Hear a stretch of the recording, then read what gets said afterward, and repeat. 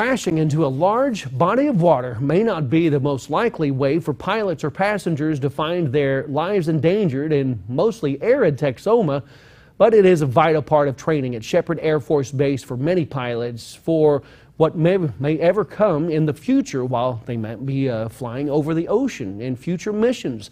Jaron Spoor went to the base today to see what this type of training involves. The Water Survival Refresher Course is only for pilots who have earned their wings. After they have earned their wings, they are then required to do the refresher course every 3 years.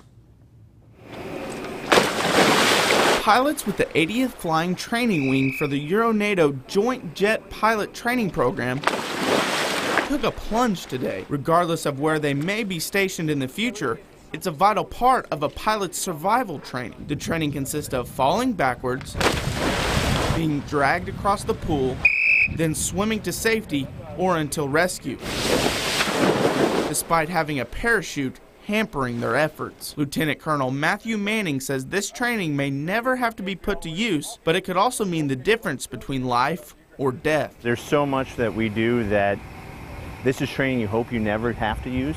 But you want to be refreshed on it when you need it, and so this training is invaluable to us. The pilots had to go through an initial 1-week-long training course, and Staff Sergeant Joshua Atwell says this refresher course doesn't have everything the initial training has. You survived an ejection, everything's looking good. But it is a good way to remember the basics. Just judging by some of the feedback that I have gotten from some of the pilots after they've gone through it, they say it was a really good refresher. It was good to remember some of the stuff that they were taught initially, even though they don't go through the same exact situations as the initial training. It teaches them, it reminds them of what they did learn. Lieutenant Colonel Manning says his favorite part of the training is actually the most challenging. When they put the canopy over you, you've got to just mentally tell yourself to relax.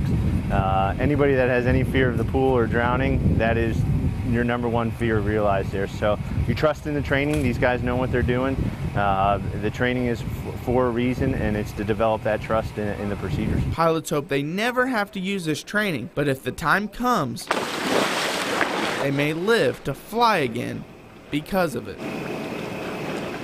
This training is to stay refreshed on breathing techniques and anxiety tools, and it helps the procedures become second nature for pilots. Heaven forbid they ever need this training. If they ever do one day, though, they'll be so glad they got it. Okay, Jaron, thank you very much.